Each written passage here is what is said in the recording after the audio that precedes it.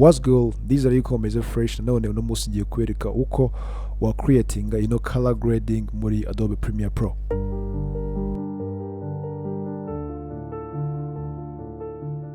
So alright my people, nkuko urimo kubibona hangaha iyi niyo flat image yanjye ngiye gukoresha, okay? So just nimwe, that's why yes, okay, nta kibazo ndaza creating adjustment layer. So ndaza no kuri project panel guys, okay, niyo twita project panel, and then inzana kuri new item, inzana kuri adjustment layer, and then pressing okay.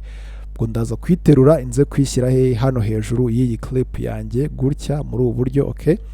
And then so inze muri ya workspace yanjye ya color guys, ndi muri workspace yanjye ya color grading, ariko ya lumetri color hano ntayiriho guys. Iyo uhuye nk'iki kibazo cy'abantu benshi bakunze guhura nacyo, cyangwa ukabona workspace yabo isijagarara somehow, and then ujye hano kuri window uze winabling hano lumetri color, okay? So and then cyangwa se ukaza hano kuri workspace, and then ukaza hano kuri reset save the layout, okay?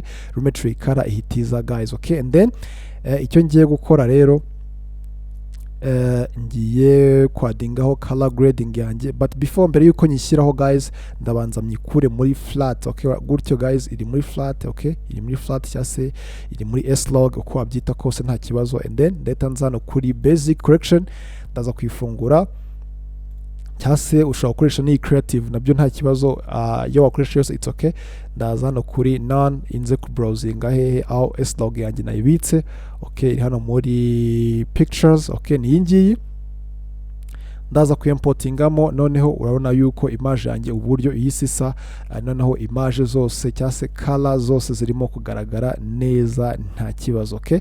So nuvuga ngo iyo maze kwikura muri flat image nicyo gihe none ngo nyihereze look yanjye mba nifuza, okay? So ndaza n'ubundi hano kuri project panel, okay? Inze ku creatinga indi adjustment layer, and then ndeta nza kwitera n'ubundi nyishyire hano hejuru, okay? Nza kwikandaho.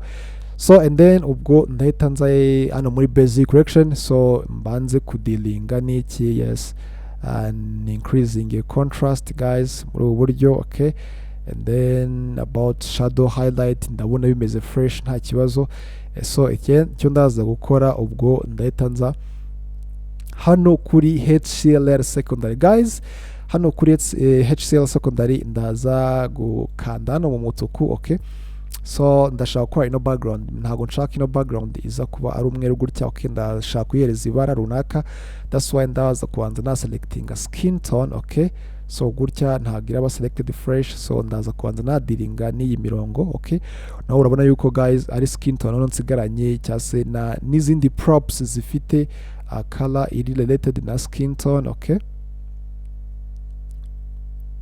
Yes, gutya guys, skin tone amaze kuyiselectinga fresh, and then inze kuza kwismoothing guys. Ujye wibuka gusmoothing ko bidasmoothinze iyo ugiye kwadinga ama colors uhita ubona ko hajemo ibintu bimeze nk'ibirabaraba, okay? So iyo maze kunyismoothinga ndeta nza gukanda no kuri invert, noneho nsigarane background gusa, ubona ko skin tone already yamaze kugenda. So ndeta nza gufunga ino color gray. So none icyo naza gukora ubwo ndaza kwihereza ibara nshaka, ubona ko guys nshyize mu bururu, okay?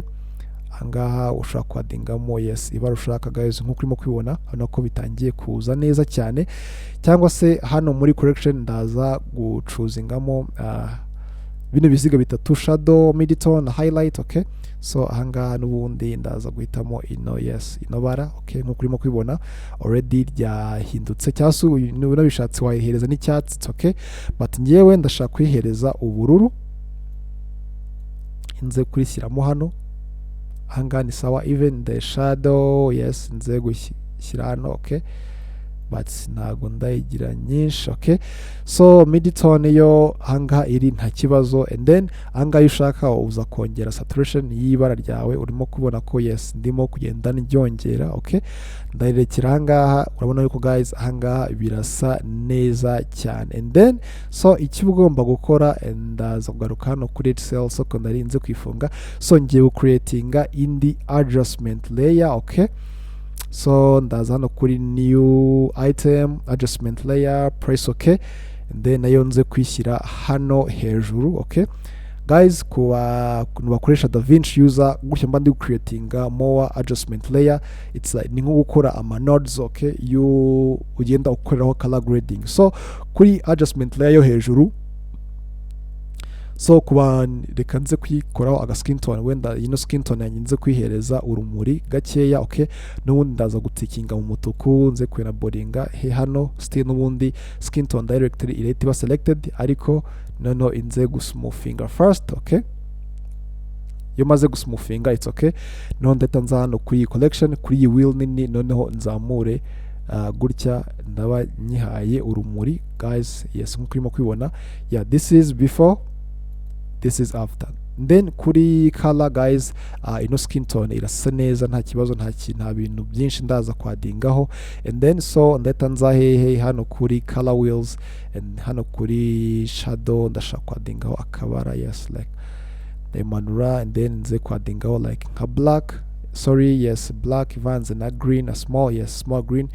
Urimo kwibona iyi ngiyi niyo look ngetinze ahangaha guys, urabona yuko birasa neza cyane. And then so ikindi ngiye gukora, ndashaka kwadingaho ama edges. Hari uburyo bubiri ushobora kwadingaho hano kuri frame okay. So and hari kuza no kuri vignette ukincreasinga ino amount okay. So nkuko urimo kwibona ushobora kwadingaho ino amount okay, cyangwa se and then uburyo bwa kabiri ndaza gucreatinga indi guys adjustment layer guys okay, inze nayo nyiterure nyishyire hano hejuru gutya okay. And then so inze kwikandaho, ubwo ndatanza gufungura ino basic correction okay, inze kugabanya ino exposure in this way. Then ndatanza hano kuri effect control okay, inze hano kuri lumetri color, ubwo ndatanza gucuzinga ino mask. So ndabanza kubanza nze nongere runo ruziga muri ubu buryo gutya guys okay. So nanga kuri iyi side ngongere gutya. So icyo ndaza gukora, ndaza kongera yes mask fader gutya guys okay, ubona ko nongeye mask fader. And then ndangiza nze gukanda no kuri inverse okay.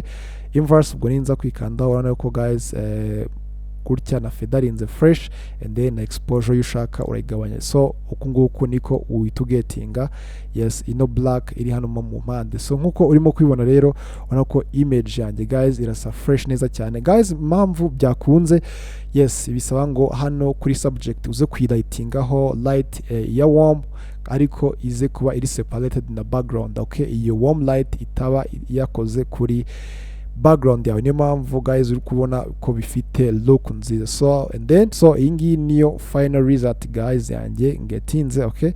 And then guys ntibagiwe na sharpen okay, ndaza hano muri creative inze kongera sharpen gutya guys, noneho image yanjye now irasa fresh neza cyane. So nuko nguko rero na creatinze iyi image muri Premiere Pro. So ku bantu bashaka iriya Rec 709 LUT okay, ushobora kuyisanga muri link iri muri description, nta kibazo waza kuyidownloadinga, ni free. So guys ndabakunda cyane rero, niba wakunze ino video subscribe, like, share na comment, tuze guhurira muri video y'ubutaha. Ndabakunda cyane, peace.